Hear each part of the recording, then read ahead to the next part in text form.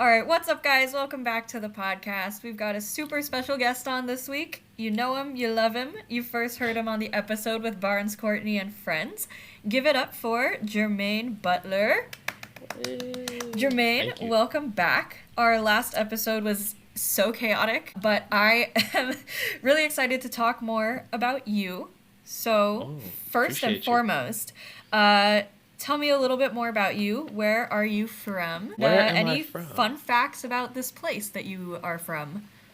Yeah, so I am Jermaine from the South, of course, so I should be from the South, and I am. I'm originally from Louisiana, born and raised there up until like my mid-20s whenever I moved up here to Bloomington, Indiana for grad school. And other than like a couple of little forays, like I had like a year in Egypt and some other places, most of my life has been in Louisiana, be it Lake Charles or Baton Rouge for the most part. So yeah, I think that's definitely a big part of just who I am and definitely the music that I make and stuff and just sort of the musical upbringing that I had. Like what better place to be a musician growing up than in Louisiana, as far as I'm concerned. Totally. LA, Chicago, New York, sure, fine. That's different great, vibes, big cities and stuff. Sure, exactly, completely different vibes. They forget about the third coast, the South sometimes, but it is what it is. And fun facts about because we've talked about this before, and I'm always like beignets, ghost tours, and right, yeah. I'm like, yeah, there's so many incredibly fun things about Louisiana. I feel like just a very specific culture, of course, just sort of like Creole culture and Cajun culture, and sort of just those remnants of whenever we were a French colony, before we became a part of the United States, before they bought us in Louisiana Purchase. I feel like a lot of that still just plays a really big role in how people from Louisiana see themselves and like how they situate themselves within the United States, like as a whole. Like I feel like there is the United States and then I feel like there's Louisiana. You're from Texas, so I feel like you can understand that because I feel like people in Texas are like, there's Texas and then there's everyone else. Yeah, I'm from California, but I definitely do see a lot of that mindset here in Texas. Sorry, how long have you been in Texas? I've only been in Texas for 4 years, but I was in California for nice. 21 years, yeah. Okay, nice. There we go. Good stuff. You're in Austin or Houston? Austin.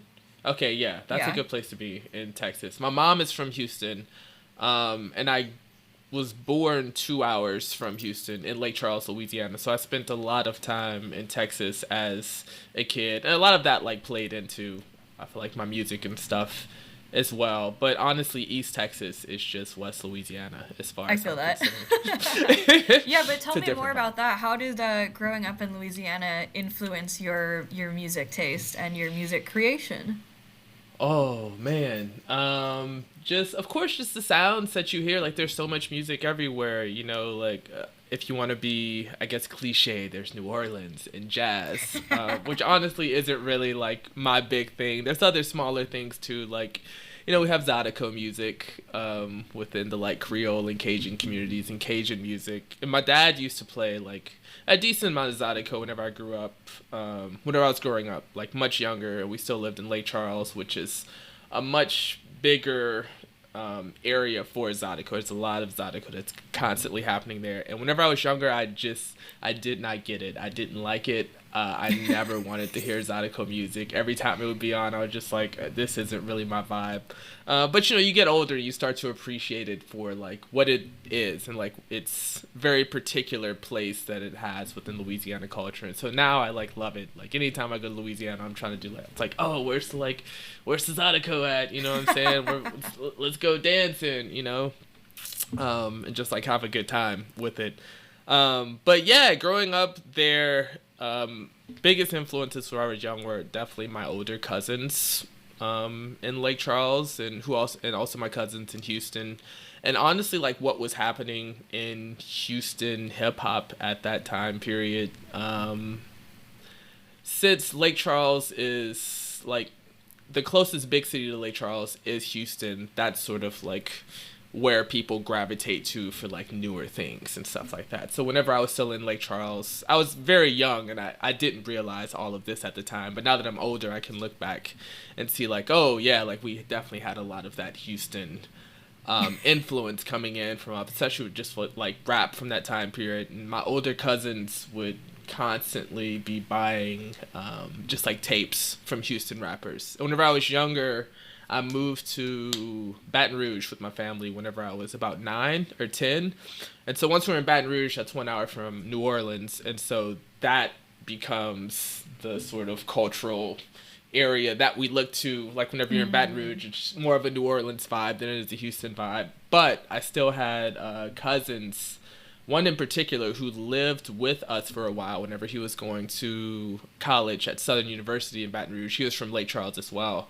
And he used to let me ride around with him everywhere. And he was just like a huge music fan. So he had always had like the newest stuff coming out of Houston. But then also at that time, the newest stuff coming out of New Orleans, which back then was like Master P and No Limit Records. And then like a little bit later on, like Cash Money Records type stuff, like Juvenile and Lil Wayne and BG, you know, Hot Boys, Big Timers and stuff. So a lot of that played a very foundational role just sort of in like the background of, it was sort of like the background music of that time period of my life. It wasn't something that I was like actively seeking out to listen to, but it's sort of the soundtrack of that time period. And now I see it's played a much bigger role on the sort of music that I'm into and sort of vibes that I'm trying to create. No, that's awesome. And you mentioned that you have a master's and you're currently a PhD candidate, correct? Yeah. Dude, that's so cool. Tell me more about that.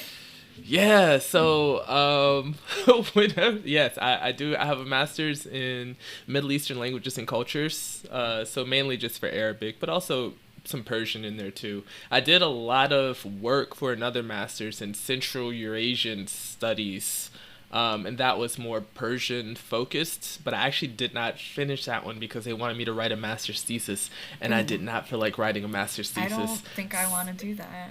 Exactly, yeah. So I said I'll just stick with the one master's, and then I moved on to start my PhD in dual PhD actually, right? Yeah, in Middle Eastern languages and cultures, but also in folklore and ethnomusicology, mainly ethnomusicology though. Oh my guys, he's super smart. No, definitely not. But I managed to finish up all of my coursework and everything for that, and I passed my qualifying exams. And so now, yes, I'm at this period where I'm supposed to be doing research and writing a dissertation and all of that stuff. I don't even know what that is, bro. I know, it's just a long process that takes several years in order for you to finally become a doctor. Okay, so what's your time frame, do you think? Like, when are you going to be Jermaine Butler, PhD?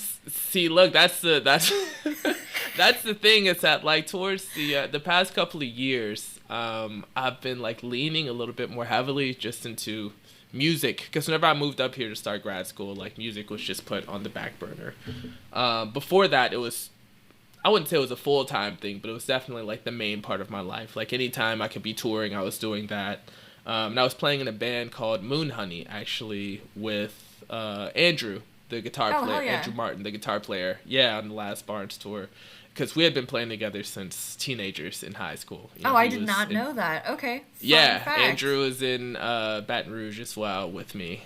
So he and I have been playing music together for a long time. We have really good musical chemistry, and so like it works really well between us. So I always love playing music with Andrew. But during that time period, like they made a serious decision, which honestly, it was definitely the right decision for Andrew. And they said, hey, you know, like we're going to move the band to LA. Do you want to come? And then I was like, I don't think LA is really for me. I'm going to go to grad school. And so that's whenever I like made that transition in my life. And, you know, they went to LA and did their thing out there. But now, like where I'm at, like I'm sort of just over academia. I'm just very That's tired. A fucking mood, bro. Yeah. I'm very tired. Yes, I'm tired of all of it. And it's like I've been leaning more and more and more into like my musical side. And thankfully, you know, I got like really lucky last year, just like being able to hop on that tour with Barns and stuff and be able to, you know, make a little bit of a living out of music, at least for a while. Like for right now, like I'm still okay. Who knows what the next step is going to be, what the next move is going to be. But right now, that's like my focus, and academia is somewhere in the far back recesses of my mind. Eventually. Yeah, eventually. We'll see. Well, you told me that Barnes frequently leaves the E out of your name at the end. And so I actually wrote down, once you have the PhD, are these just more letters that Barnes will drop off of your name? No, I think like if I do like get a PhD, then like because Barnes loves his honorifics. I feel like if like Barnes is introducing someone, he'll be like, you know, here's the mighty, most eloquent young squire of a man. So like if, you know, if I have a PhD on there, guy, who knows what he would add on to that with you know, having that sort of title in there. So yeah, it would just get longer, but the E would probably still be gone. The E is it's still okay, gone. Barnes. Yeah, it's mine. If you're listening, Barnes, God. it's okay. So in the time since we last talked publicly, you have released your own album, The South, and so I'm hoping we can break it down a little bit. Ooh, nice, yeah. Yes. Okay, so starting right at the top, why did you pick The South as your album title? Why did I pick The South as my album title? That's a great question. I picked The South as the album title because that was also just the name of the projects that I had for it. Like whenever I was doing the stuff, a lot of the album was done here in Bloomington, Indiana, with just a lot of longing and wanting to be back home. A little bit of it was done back home, like all the mixing and stuff like that was done back home with friends in their studios back there. Shout out Ben Livingston, and also shout out my boy Jeffrey Livingston for helping me out with just vibes and so many things. The Livingston brothers, incredible, Baton Rouge legends. But it honestly came from it's like this very famous moment from the Source Awards at like 1995 or 6. I can't remember which one it was. But it was like during the height of like the East Coast, West Coast beef, you know, with Death Row Records and, you know, Biggie Smalls and Bad Boy and all of that. And Best New Rap Artist or Best New Album or something, the award for that went to Outkast, actually, who are from Atlanta, Georgia. And so whenever they got on the stage, like a lot of the people were booing them just because like it's what you can go watch the clip online. Like it's out there. It's a really bizarre moment actually. Just because, you know, at that time period in the 90s, like no one was worried about Southern rap or Southern hip hop. Like that just was not on anybody's radar, which is, it's crazy to me to think about it now because Southern rap, like since the 2000s, has just taken over everything. And like everyone knows Southern rap now. It's like such a huge thing. But like during his speech, like Andre 3000, he starts talking like, okay, like, you know, y'all don't love us and like doing all this stuff. And then like at the end, you know, he said, I'm gonna say this, like the South got something to say. And so like whenever he said that, I was just like, man, yeah, like the South does have something to say. And I feel like a lot of people very much have this sort of stereotype or like view in their mind of like what the South is, you know, just like very backwards and just very, I don't know, like, yeah, you know, just, and so like I wanted with this album just to sort of give some different sort of textures about like my experience of being in the South, because I feel like everyone's experience is, it's not the same experience that everyone has. And I feel like my experience was, you know, it's my experience. It's very singular, very subjective, and very much focused on me. So yeah, just one small drop in the ocean of literature and music connected to the South. That's what my little album was my little take on it. I love it. How would you describe the like genre and the sound of your album to a first-time listener? So it's hip hop. Like at its base, like that is the genre that I put myself into. So it's hip hop, but like there's definitely lots of rock influences like all over the album. There's a little bit of like psychedelic sort of influences over the album just because I love synthesizers and I thought you were love gonna say spacey. because I love psychedelics. Right? No, I was like, okay. not that. Right? Yeah. No. I love spacey things and sort of just that sort of aesthetic of 60s and 70s, what the future would be like. It's good. Exactly, yeah. So like I wanted to, bring a little bit of that into it as well. There's some southern rap influences on there as well. A little bit of drum and bass towards the end, just because I grew up in the 2000s with video games on PlayStation, and like they just love to put drum and bass on those video games whenever you were playing them at the time period. So that sort of seeped into me.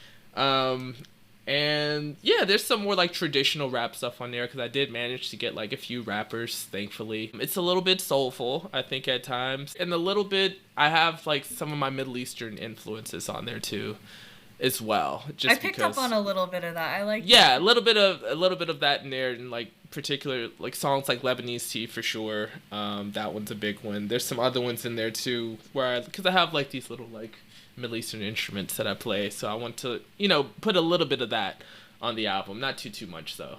And yeah, so I'd say it's just like sort of experimental hip hop. I would not call it lo-fi hip hop, or I wouldn't call it like lo-fi beats to study to.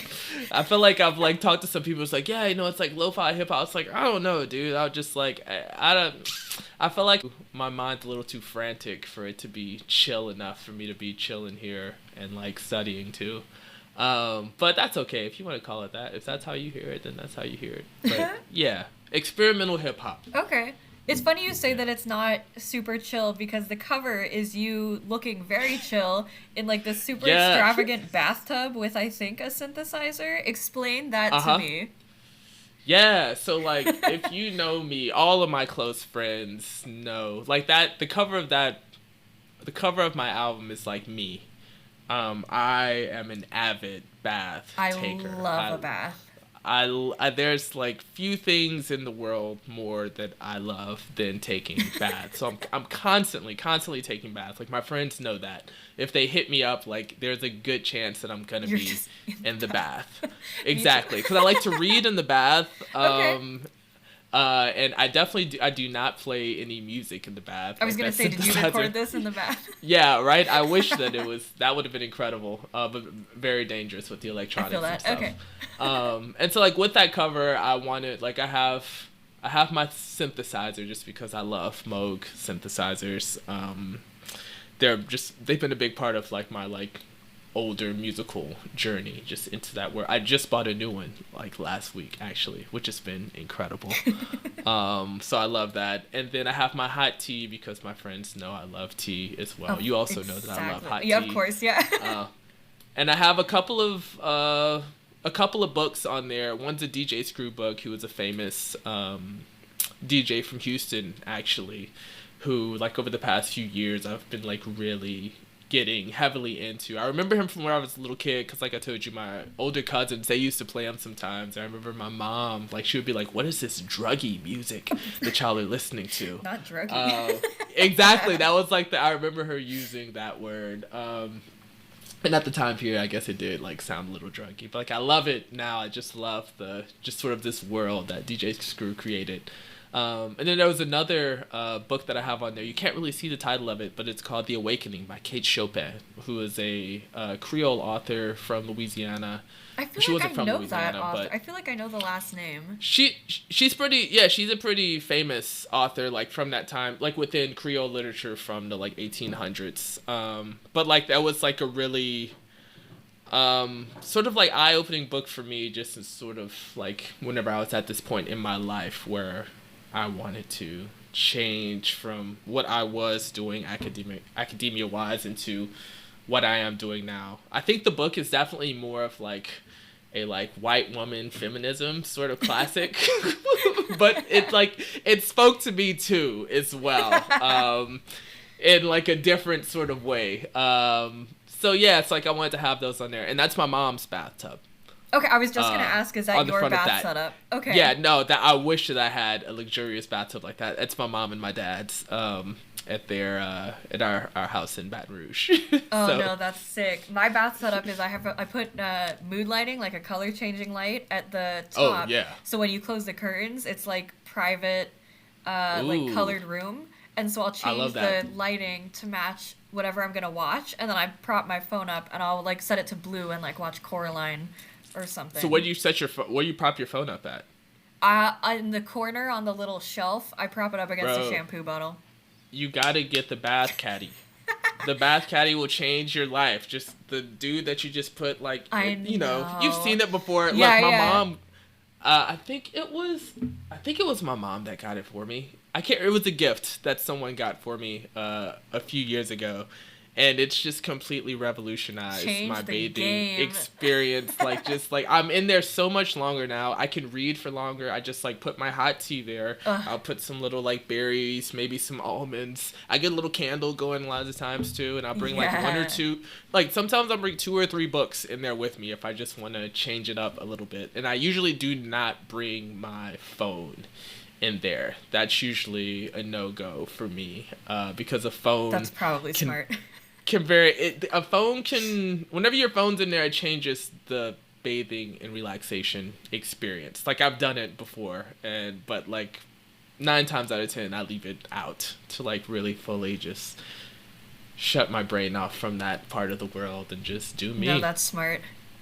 Yeah. So that's, yes, I highly encourage you. Get yourself a little bath caddy. Treat yourself. I might. Okay. So, can you tell me a little more about how the album was made? Like, which song was the most difficult? Which song was, like, the most fun for you to put together? That kind of thing. So the album was made over the course of, I'd say, a couple of years. A lot of this started, I wouldn't want to say that the album started during lockdown, like during COVID, but, like, it was during that period that I started to...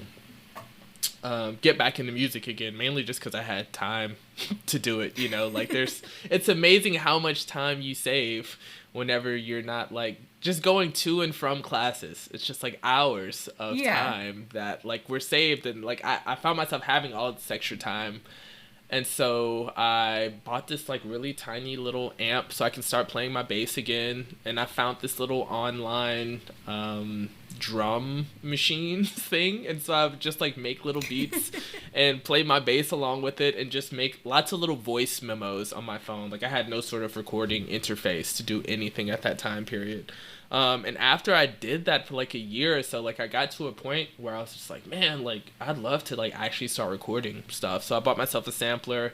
I got a really small interface with a little duet, Apogee Duet. And that's what I've used to record everything since then. A friend of mine, Ben Livingston, also once again from the Livingston Brothers, he uses this program called Reaper to do all of his recording. It's his digital audio workstation. So he said, yeah, you should get that, man. So I got that. And then I just sort of dove into that world, made a lot of like really bad sounding recordings at first. Watched a lot of YouTube tutorials. I'm sure you've seen a YouTube tutorial or two in your day about how to do things. And it's been really helpful. It's still really helpful. I was just now looking at a video earlier today called The Art of Mixing on YouTube. It's like this 2.5-hour video from the maybe late 80s or early 90s. It's very goofy and silly, but like really knowledgeable and helpful. I'm really excited to like, you know, put those things into practice whenever I'm like mixing my stuff next. But yeah, so like once I got the recording set up and once I made a few bad recordings, and then I made like one good recording, and then I was just like, whoa, I was just like, okay, like this sounds good. Like, I like where this is going. I could do something with this.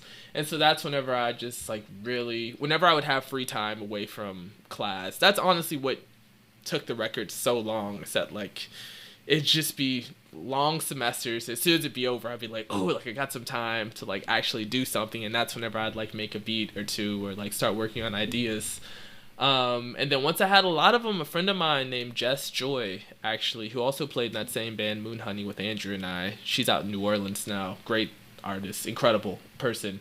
She's the one who really encouraged me, like, yeah, like you should do a full-length album. I was just like, nah, I don't know if I can do that. She's like, no, you most definitely could.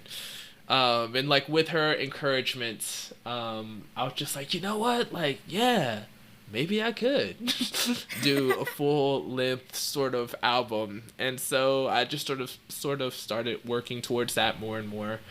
And eventually I made it there. I made it to a point where I was just like, okay, like this is good. I like where this is enough songs. This is long enough to not be an EP. And because everybody is doing 36-minute albums nowadays, so I could do that. It doesn't have to be an hour and 10 minutes like 1998 with like 14 skits on there. And so yeah, I made it to that point, and voila, there it is. Now you have the album. As far as like easy and like difficult songs on there, the second track, which is really like the first track, Lebanese Tea, that one was an older one that like I had recorded a like little phone memo bass line for, and I had like all these ideas about it, and I had like really bad from that online drum machine that I was using, like beats and stuff. That one took me a while, mainly just because like I could not find the sound that I wanted. And that's one of the things that I guess kind of sucks about being an amateur recording person, an amateur producer, is that like you know what you want things to sound like, but you don't know how to get that, just because you don't have the knowledge, you don't have the experience, you know, the years that like other people who have been mixing things for years or like running sound. So you're just like watching lots of YouTube tutorials and slowly trying to get closer and closer to that sound that's in your head. And so like eventually like it made it close enough to where I was just like, okay, like this sounds good. There's so many different like versions of that I tried out though, with just like different drum sounds or like different bass sounds and things, and just like so many of them sounded so bad and I hated it, and I would just get so upset about it. And so like that one was constantly on the back burner and then like coming back back and forth. As far as like the funnest song to do, there's a track on there, I think it's called Palmettos. It has a sample of my guy Scott Joplin. I was in class one day, actually. It was like a black music scholarship sort of class. And that song came on at some point, like we were listening to it, and I heard the introduction to it. I was just like, oh my God. I was like, this would make an incredible like bass, like an incredible like sample for a track. Like this could be great. I love this, where this is going. The rest of like only the first like 10 seconds of the song. Honestly, the first 6 seconds of the song that I like, the original song, and then it gets kind of goofy and ragtime, just sort of like old Western vibes. And so like I remember like as soon as the semester was over, actually, like I remember like taking out my sampler, and I couldn't find that record. I'm one of those people too, it's like I'm kind of a stickler for whenever I do like sample things, like it has to be like a vinyl record. Like I don't like digital sampling and stuff like that. I couldn't find a Scott Joplin record here, so I actually had to order one from Germany. Oh wow. From like Discogs or something. It wasn't super expensive or anything, but like they had it. And thankfully, like since Scott Joplin's recordings are like 100+ years old, it's like public domain. Nice. So I was just like, so I was like, let's go.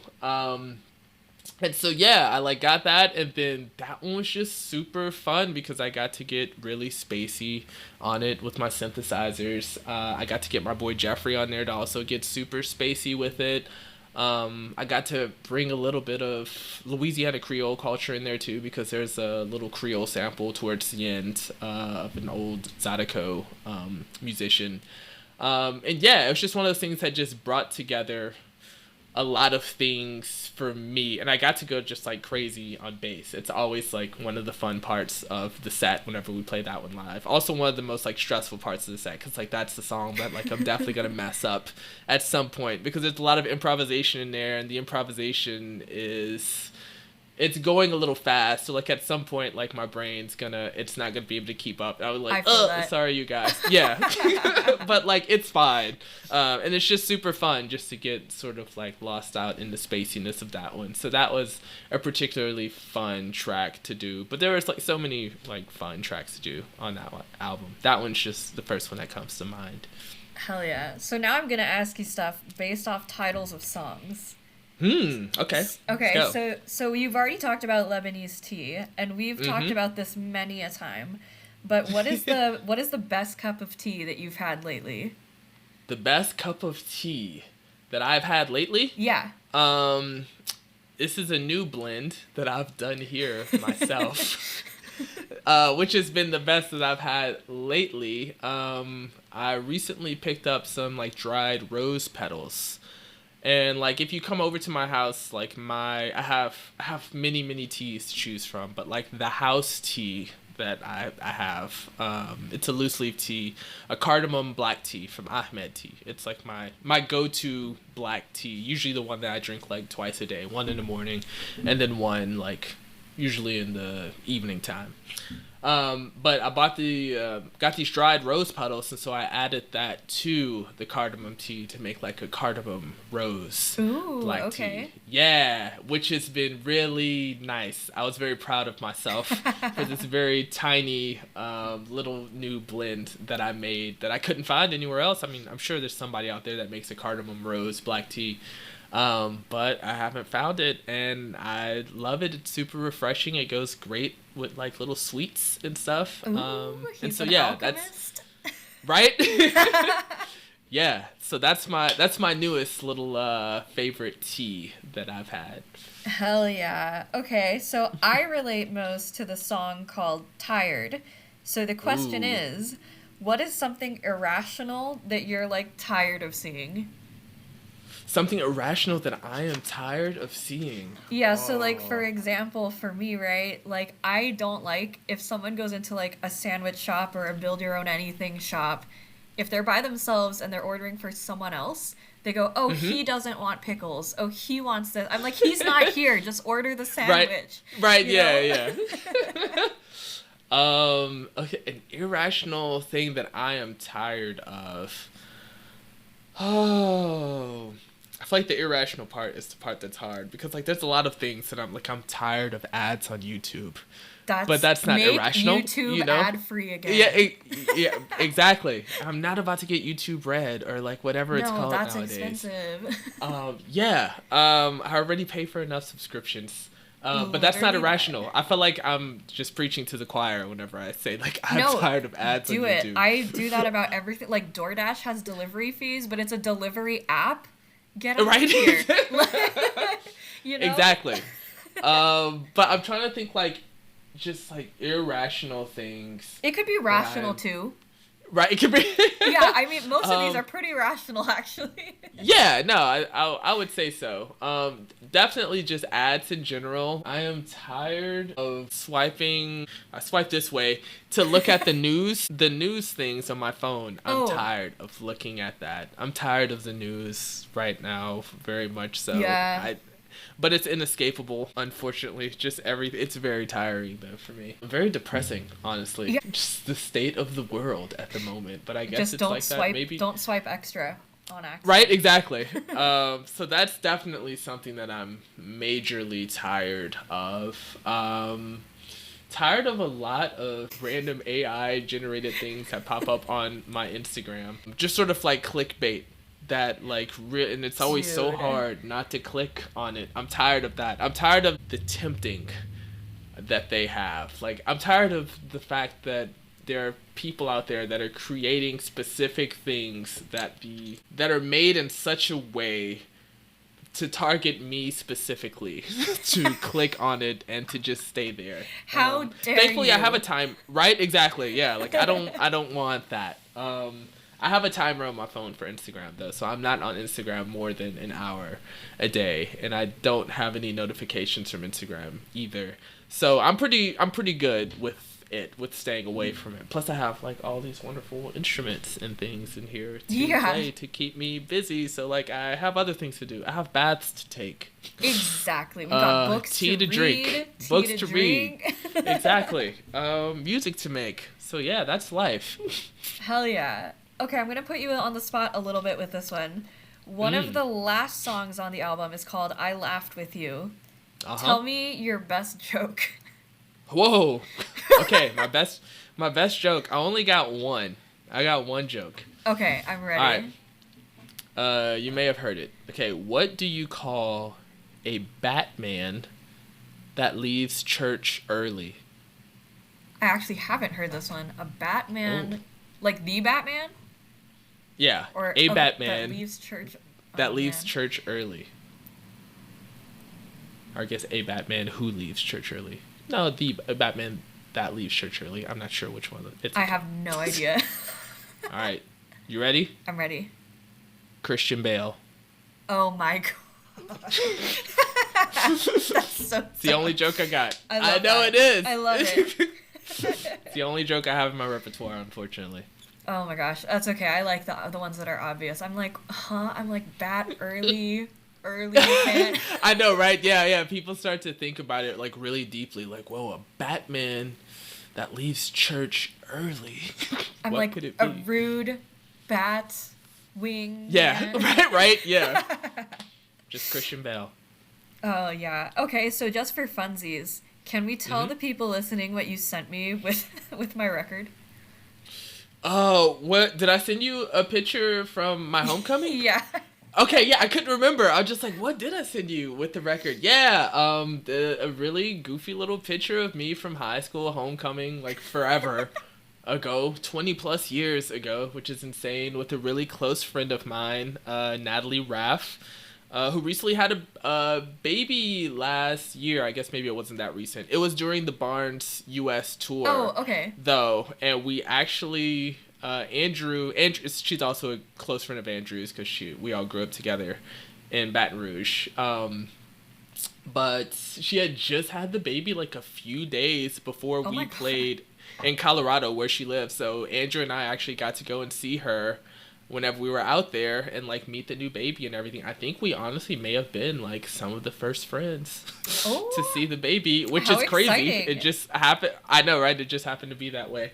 But yes, a picture of her and me from homecoming back then. It's a great memory. I was very nervous to ask her, I remember. But I'm so glad that she said yes, and I had a great time with her. Beautiful Natalie Raff. Oh, always. That's so fun. Yeah, I said, Jermaine, sign my record and write something silly, and you wrote back a whole note that's like, I can't think of something silly, but here's my homecoming photo. It's goofy. It's a goofy. I'm looking at it because I have a couple right now. Just like the shoulder pads that I have are goofy. My white tie. No, it's not a white tie. I have a bow tie. My bow tie is goofy. Just the way that I'm standing is probably the goofiest part about it. Because I'm just like completely straight like this. Like she came in contrapposto. Like she knew what she had to do. It's that vibe. You see me. Incredible. Just like I'm just... I don't know why the person who took the picture should have known that. They should have known. They should give direction, to be fair. Because they just let you stand there looking silly. And I'm like, can you tell me if I look bad? Right? And so, yeah, but it's okay. I've got these wonderfully silly pictures that I still have a couple of, for some reason. I have it clipped to my album. Right? So, hey, appreciate it. So, yeah, I'm glad that you enjoyed that, for sure. I did. It was very funny. Okay, so the last question is actually one that you get to ask. I'm going to start this, chain where I'm having a guest ask a question for the next guest to be on the show. And in hopes that it eventually kind of, links musicians up and, introduces them to new music. So I'm going to let you start. So you get to ask any question you want to whoever is on my show next. To the next musician? Yeah. Anything you want. And so that you don't have to, be familiar with the music at all, but, anything you want. It could be about music, it could be not about music, but... For the next musician, Yeah. Oh, yeah. This is like a question I feel like I always want to know about different musicians. Like, what is a seminal album that sort of changed the way that you viewed music? Because I feel like I've had a few of those like throughout my life where like I have liked music. You know, I've always loved music ever since I was a kid. I've always had like decent taste in music too. I didn't realize that I had decent taste in music as a kid until there used to be these little magazines. It was some sort of like scheme, but like it was like a mail-in thing where you could like get CDs in the mail, but like the first 10 you can get for 10 cents or something like that. 10 CDs for 10 cents. And what then like afterwards though, yeah, but then afterwards it was like this sort of subscription service scenario. There used to be a bunch of these like in the late 90s and stuff like that, maybe even before that. And I still have like a good bit of those like the CDs I got from that were like D'Angelo, Brown Sugar, the Fugees, The Score, Brandy, Monica, TLC, Crazy Sexy Cool was also one of them. And so like, but like I've gone back and listened to those albums like within the past few years, and like those albums are really good. Like they're really good albums. Like even like now, like I can go back to my 10-year-old self and just be like, you did a really good job picking these. You got taste. Like like you have good taste in albums. But I've always loved music throughout my whole life. But there have definitely been like times where like I've heard particular albums or particular groups that like other people have introduced me to, and it's just been like this epiphany where I've just been like, oh, I totally get that. Yeah. I didn't even know that was a thing that you can do. I didn't know that music this could is sound a like sound this. that you could Right, exactly, yeah. Exactly. Like there's so many of those that have happened for me. So yeah, I would like to know for the next musician, like who are the bands or the albums that, not like their favorite bands or their favorite albums, not that, right. And like not like an eye-opening. Exactly, yeah, like something that just changed the way that they thought about music. Okay, I'll definitely ask that, and then I'll let you know whenever they answer, so you could go back and listen to it. So Please do, and then we'll just pass it forward, and then they'll ask the next person. So I'm hoping it ends up being a cool thing, but we'll see. We'll see if I remember to actually do it, but. That would be sick. I love these flowers on the shirt, by the way. Are those flowers? I'm seeing flowers. Yeah, they're sunflowers. That's what I thought. Yeah, I love, this is a beautiful design here. I love the colors. My grandma bought this shirt for her and was like, do you want it? And I was like, I'll never say no to it down. Yeah. Grandma's got taste. Great job, Grandma. Yeah. Exactly. Round of applause for Janice. Let's go, Janice.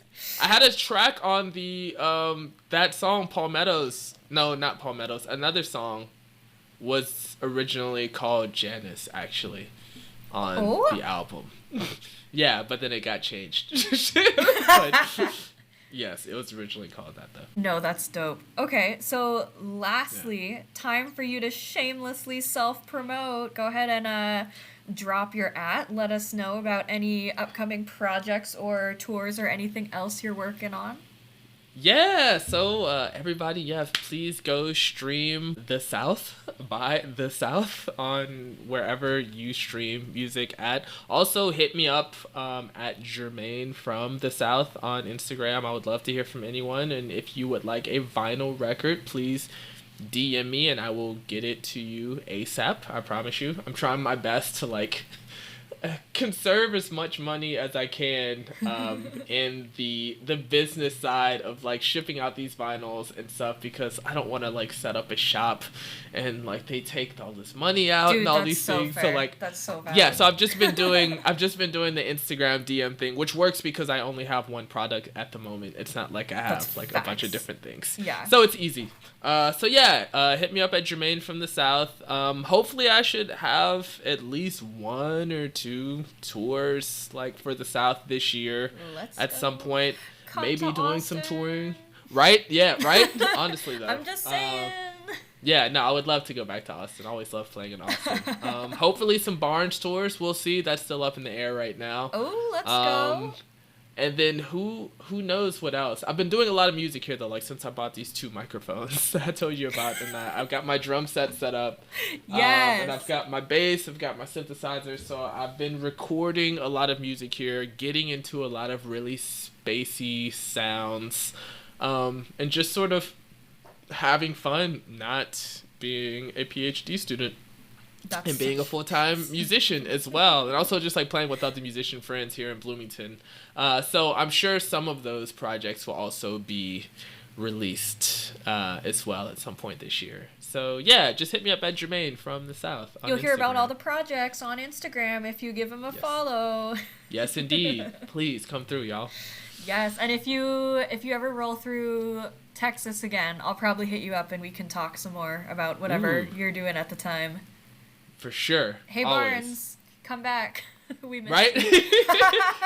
He's out there. He's doing some fun stuff. Yeah, for sure. All right. Well, thanks for joining me. It's been so fun. Thank you for having me. This is great. Absolutely wonderful. Love this. No, I'm so glad I got to like sit down and ask you questions about your stuff, because I'm hoping to do like little individual ones down the line with like Davis and everyone. So less chaotic than before, but never forget our roots.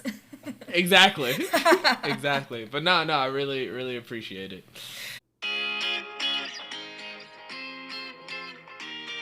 That's all for today's episode, guys. Thank you so much for listening. Go follow Jermaine on Instagram and be sure to stream The South. If you enjoyed this podcast, be sure to share it with a friend and tune in next time because I'm heading to South by Southwest for an exclusive interview with Jessa Graves.